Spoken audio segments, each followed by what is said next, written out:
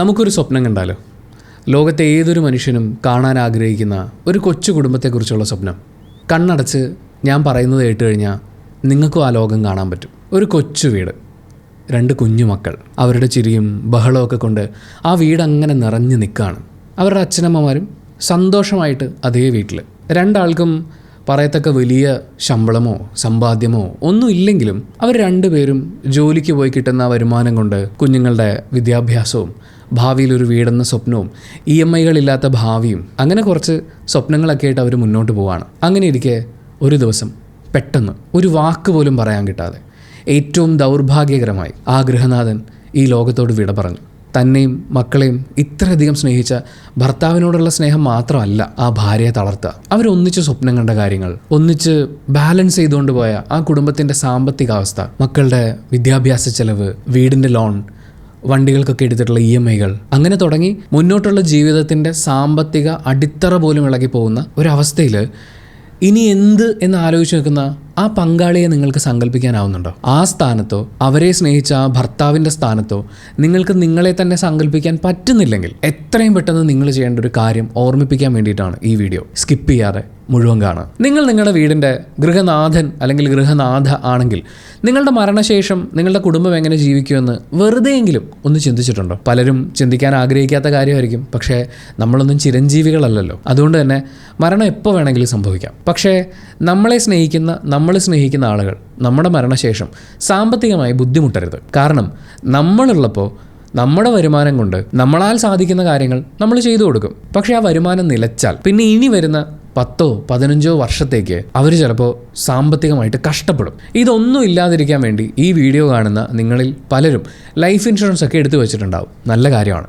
പക്ഷേ നിങ്ങളുടെ ലൈഫ് ഇൻഷുറൻസിന് എത്ര കവറേജ് ഉണ്ട്? നിങ്ങളില്ലാതെ അടുത്ത് വരുന്ന 10-15 വർഷത്തേക്ക് നിങ്ങളുടെ ഫാമിലിക്ക് സർവൈവ് ചെയ്യാൻ അത് പര്യാപ്തമാണോ? ഇതൊക്കെ നമ്മൾ ചിന്തിക്കണം. അപ്പോൾ നമ്മൾ ഇതിനു വേണ്ടി, നമ്മുടെ ഫാമിലിക്ക് വേണ്ടി ഏതെങ്കിലും ഒരു ലൈഫ് ഇൻഷുറൻസ് എടുത്തിട്ട് കാര്യമില്ല. കുറഞ്ഞ പ്രീമിയത്തിൽ വലിയ കവറേജ് കിട്ടുന്ന ടേം ഇൻഷുറൻസ് തന്നെ എടുക്കണം. പക്ഷേ ടേം ഇൻഷുറൻസ് എടുക്കുമ്പോഴും നമ്മൾ ശ്രദ്ധിക്കേണ്ട ചില കാര്യങ്ങളുണ്ട്. അതുകൊണ്ട് തന്നെ അതിനെക്കുറിച്ച് ശരിക്കും അറിഞ്ഞിട്ട് എടുക്കുന്നത് തന്നെയാണ് നല്ലത്. അങ്ങനെ കുറഞ്ഞ ചിലവിൽ നിങ്ങളുടെ ഫാമിലിക്ക് ആവശ്യമായ കവറേജ് ഒക്കെ നോക്കി ഏറ്റവും മികച്ച ടേം ഇൻഷുറൻസ് പ്ലാൻ എങ്ങനെ സെലക്ട് ചെയ്യാമെന്ന് ഞാൻ ഈ വീഡിയോയിൽ വിശദമായിട്ട് പറയാം. കുടുംബത്തിൻ്റെ തന്നെ സാമ്പത്തിക സുരക്ഷയുടെ കാര്യമായതുകൊണ്ട് പരമാവധി ആളുകളിലേക്ക് ഈ വീഡിയോ ഷെയർ ചെയ്തിട്ട് കാണുക. ഈ ടേം ഇൻഷുറൻസ് എടുക്കാത്തത് ഒരു സാമ്പത്തിക മണ്ടത്തരമാണ് എന്ന് പറയുന്ന പോലെ ടേം ഇൻഷുറൻസ് എടുക്കാൻ വൈകുന്നതും വളരെ വലിയൊരു അബദ്ധമാണ്. ഇപ്പോൾ ഈ ടേം ഇൻഷുറൻസിനെ കുറിച്ചൊക്കെ അറിയുന്ന സമയത്ത് ടേം ഇൻഷുറൻസ് എടുത്തു വെക്കാം, പക്ഷേ എത്ര ധൃതി എന്തിനാ, പിന്നെ എടുക്കാം എന്നാലോചിക്കും. പക്ഷേ ധൃതിയുണ്ട്.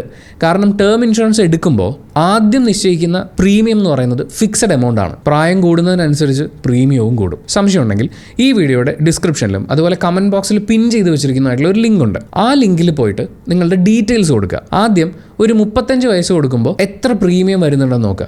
അതിനുശേഷം വയസ്സ് 45 ആക്കിയിട്ട് പ്രീമിയം തുക എത്ര കാണിക്കുന്നു എന്ന് നോക്കുക. വെറും 10 വർഷത്തെ വ്യത്യാസം കൊണ്ട് പ്രീമിയം തുക എത്ര കൂടിയിട്ടുണ്ട്. അങ്ങനെ നോക്കുമ്പോൾ ഒരു വർഷത്തിൽ ആകെ എത്ര പ്രീമിയം കൂടുതൽ കൊടുക്കേണ്ടി വരും. അതുകൊണ്ടാണ് പറയുന്നത്, നിങ്ങൾക്ക് എത്ര നേരത്തെ എടുക്കാൻ പറ്റുമോ അത്രയും നേരത്തെ എടുക്കുക. എത്ര നേരത്തെ എടുക്കുന്നോ ആ പ്രീമിയം തന്നെ അവസാനം വരെ അടച്ചാൽ മതി. മാത്രമല്ല, ഇപ്പം നിങ്ങൾക്ക് ജോലി കിട്ടി 25 വയസ്സിൽ, അപ്പോൾ എടുക്കാതെ 35-40 എടുക്കാമെന്ന് വിചാരിച്ചിരുന്ന് ഇതിനിടയിൽ നമുക്ക് എന്തെങ്കിലും പറ്റിപ്പോയാൽ കുടുംബത്തിൻ്റെ സ്ഥിതി എന്താവുമെന്ന് ആലോചിച്ചിട്ടുണ്ടോ? അതുകൊണ്ട് എല്ലാം പരിഗണിക്കുമ്പോൾ എത്ര നേരത്തെ എടുക്കാൻ പറ്റുന്നോ അത്രയും നേരത്തെ എടുക്കുക. ഇപ്പോൾ ഞാൻ ഈ വീഡിയോയുടെ ഡിസ്ക്രിപ്ഷനിലും കമൻറ്റ് ബോക്സിലും കൊടുത്തിട്ടുള്ള ലിങ്കിൽ പോയി കഴിഞ്ഞാൽ 400-500 രൂപ മുതൽ പ്രീമിയത്തിൽ ആരംഭിക്കുന്ന 2 കോടി രൂപ വരെ കവറേജ് കിട്ടുന്ന പ്ലാനുകളുണ്ട്. ഇനി അതല്ലെങ്കിൽ ഈ സ്ക്രീനിൽ കാണുന്ന QR കോഡ് സ്കാൻ ചെയ്താലും മതി. ഇപ്പോൾ എടുക്കാനാണെങ്കിൽ 15% വരെ ഡിസ്കൗണ്ട് ഉണ്ട്. അതുമാത്രമല്ല, ടേം ഇൻഷുറൻസിൻ്റെ GST ഒഴിവാക്കിയതുകൊണ്ട് മുൻപടച്ചിരുന്ന പ്രീമിയം എമൗണ്ട് കൊണ്ട് ഇരട്ടി കവറേജ് എടുക്കാം. ഇനി ചിലർ വിചാരിക്കും കവറേജ് കുറച്ചെടുക്കാം, അതാകുമ്പോൾ പ്രീമിയം കുറയല്ലോ.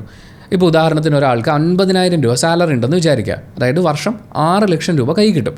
ഒരു 50 ലക്ഷം രൂപയുടെ ടേം ഇൻഷുറൻസ് എടുക്കുമ്പോൾ ആദ്യം നമുക്ക് ഈ 50 ലക്ഷം രൂപ വലിയൊരു എമൗണ്ട് ആയിട്ട് തോന്നും. പക്ഷേ ഒരു 10-15 വർഷം കഴിഞ്ഞ് നമുക്ക് എന്തെങ്കിലും സംഭവിച്ചു കഴിയുമ്പോൾ അന്ന് ഈ 50 ലക്ഷം രൂപ എന്ന് പറയുന്നത് നമ്മുടെ കുടുംബത്തിനെ സംബന്ധിച്ച് ആനമായിൽ അമ്പഴങ്ങ എന്ന് പറഞ്ഞ പോലെ ആയിരിക്കും. ഇന്നത്തെ ഒരു വാല്യൂ അന്നതിനുണ്ടാവില്ല. അതുകൊണ്ട് തന്നെ നമ്മുടെ വാർഷിക വരുമാനത്തിൻ്റെ ഒരു 15-20 മടങ്ങെങ്കിലും കവറേജ് ഉണ്ടായിരിക്കണം. അതായത് നിങ്ങൾക്കിപ്പോൾ 6 ലക്ഷം രൂപ വാർഷിക വരുമാനമുണ്ടെങ്കിൽ മിനിമം 1 കോടി മുതൽ 1.5 കോടി രൂപ വരെ കവറേജ് ഉള്ള പോളിസിയാണ് നമ്മൾ എടുക്കേണ്ടത്. അതിലും പല ഓപ്ഷൻസും ഉണ്ട്. ഉദാഹരണത്തിന് 25-ാം വയസ്സിൽ നമ്മൾ എടുത്തിട്ടുള്ള ഒരു പോളിസിയുടെ കവറേജ് 5 വർഷം കൂടുമ്പോൾ 5% വർദ്ധിപ്പിക്കാനുള്ള ഓപ്ഷൻ ഉണ്ട്. അതുപോലെ മറ്റൊരു ഓപ്ഷനാണ് ലൈഫ് ഇവന്റ് പോളിസി എന്ന് പറയുന്നത്. ഇവിടെ നിങ്ങൾ വിവാഹം കഴിക്കുമ്പോൾ പോളിസി കവറേജ് 50% വർദ്ധിക്കും. ആദ്യത്തെ കുട്ടിയാവുമ്പോൾ 25% വർദ്ധിക്കും. രണ്ടാമത്തെ കുട്ടിയാവുമ്പോൾ വീണ്ടും 25% വർദ്ധിക്കും. അതായത് 25 വയസ്സിൽ നിന്ന് 35 വയസ്സിലേക്ക് എത്തുമ്പോൾ നമ്മളെ ഡിപ്പെൻഡ് ചെയ്യുന്നവരുടെ എണ്ണം കൂടുന്നുണ്ട്.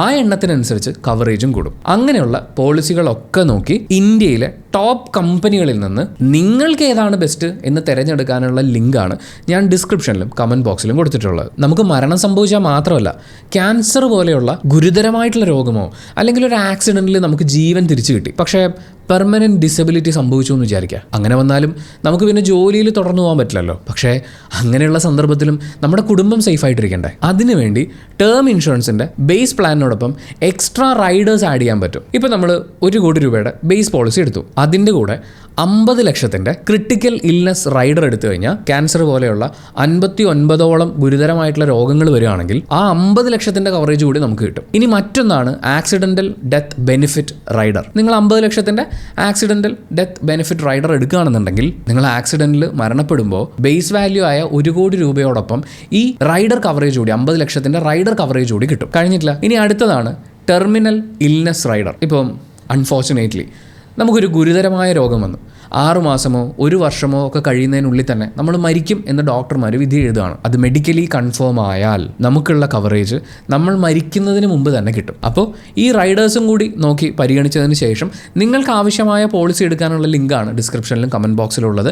നിങ്ങൾക്ക് ഇഷ്ടമുള്ള കമ്പനിയിൽ നിന്ന് പോളിസി എടുക്കാം. ഇനി അവസാനമായിട്ട് ഏറ്റവും പ്രധാനപ്പെട്ട കാര്യം MWPA, അതായത് മാരീഡ് വിമൻ പ്രൊട്ടക്ഷൻ ആക്ട്. നിങ്ങളൊരു ടേം ഇൻഷുറൻസ് എടുക്കുമ്പോൾ ഈ MWPA നിങ്ങൾ ടിക്ക് ചെയ്തിട്ടുണ്ടെന്നുള്ള കാര്യം പ്രത്യേകം ഉറപ്പുവരുത്തണം. Married women protection act MWPA നിങ്ങൾ ടിക്ക് ചെയ്തിട്ടുണ്ടെങ്കിൽ നിങ്ങൾക്കൊരു ക്രെഡിറ്റ് കാർഡ് ലോണോ പേഴ്സണൽ ലോണോ ഉണ്ടെങ്കിൽ ഇൻഷുറൻസിൽ നിന്ന് കിട്ടുന്ന പണം ഈ ബാങ്കുകൾക്ക് ക്ലെയിം ചെയ്യാൻ പറ്റില്ല. ഇപ്പോൾ ഹോം ലോൺ പോലെയുള്ള കാര്യങ്ങളൊക്കെ വീട്ടുകാർ അടച്ചു തീർക്കാൻ തീരുമാനിക്കുകയാണെങ്കിൽ അവർക്കത് ചെയ്യാൻ പറ്റും. അതുകൊണ്ട് നമ്മുടെ ഈ ക്ലെയിം തുക വീട്ടുകാർക്ക് തന്നെ മുഴുവനായും കിട്ടുന്നു എന്ന് ഉറപ്പുവരുത്താൻ വേണ്ടി ഇത് തീർച്ചയായിട്ടും സെലക്ട് ചെയ്തിരിക്കണം. ഇനി നിങ്ങളിപ്പോൾ ടേം ഇൻഷുറൻസ് എടുത്തു, ഒരു 30-ാം വയസ്സിൽ എടുത്തതാണ്, 70-ാം വയസ്സ് കഴിഞ്ഞു, അതുവരെയായിരുന്നു നിങ്ങൾ ടേം ഫിക്സ് ചെയ്തിട്ടുണ്ടായിരുന്നത്, നിങ്ങൾക്ക് ക്ലെയിമിൻ്റെ ആവശ്യമൊന്നും വന്നില്ല എന്നുണ്ടെങ്കിൽ നിങ്ങൾ അടച്ച മുഴുവൻ പ്രീമിയവും തിരിച്ചു കിട്ടുന്ന തരം പ്ലാനുകളും ഉണ്ട്. ഇത്തരത്തിലുള്ള എല്ലാ കാര്യങ്ങളും നോക്കി നിങ്ങൾക്ക് ചേരുന്ന ഒരു ടേം പ്ലാൻ സെലക്ട് ചെയ്യാൻ വേണ്ടിയിട്ട് ഡിസ്ക്രിപ്ഷനിലും കമൻറ്റ് ബോക്സിലും കൊടുത്തിട്ടുള്ള ലിങ്കിൽ ക്ലിക്ക് ചെയ്യുക. അതും അല്ലെങ്കിൽ സ്ക്രീനിൽ ഇപ്പോൾ കാണുന്ന QR കോഡ് സ്കാൻ ചെയ്യുക. നമ്മളിപ്പോൾ നമ്മുടെ കുടുംബത്തിന് വേണ്ടി ചെയ്യുന്ന ഓരോ കുഞ്ഞു കാര്യങ്ങളും, അവരെ സേഫ് ആക്കാൻ വേണ്ടി നമ്മളിടുന്ന ഓരോ കുഞ്ഞു കുഞ്ഞു എഫേർട്ടുകളും ഒരു ദിവസം നമ്മുടെ വരുമാനം ഇല്ലാതാവുന്നതിന് ശേഷവും തുടർന്നുകൊണ്ടിരിക്കണം. അതാണ് ടേം ഇൻഷുറൻസ് നൽകുന്ന പ്രൊട്ടക്ഷൻ. നിങ്ങളില്ലെങ്കിലും നിങ്ങൾ കൊടുത്തിരുന്നൊരു പ്രൊട്ടക്ഷൻ നിങ്ങളുടെ വീട്ടിൽ തുടരണം. ഒരു ടേം ഇൻഷുറൻസ് ഇല്ലാതെ നമ്മൾ നമ്മുടെ കുടുംബത്തിന് വേണ്ടി ചെയ്യുന്നതെല്ലാം വെള്ളത്തിൽ വരച്ച വര പോലെ ആയേക്കാം. അതുകൊണ്ട് ഈ കാര്യം ഇഗ്നോർ ചെയ്യരുത്. ഇത് പ്യുവർ ലവ് ആണ്, പ്യുവർ റെസ്പോൺസിബിലിറ്റി ആണ്. Thank you so much for watching this video.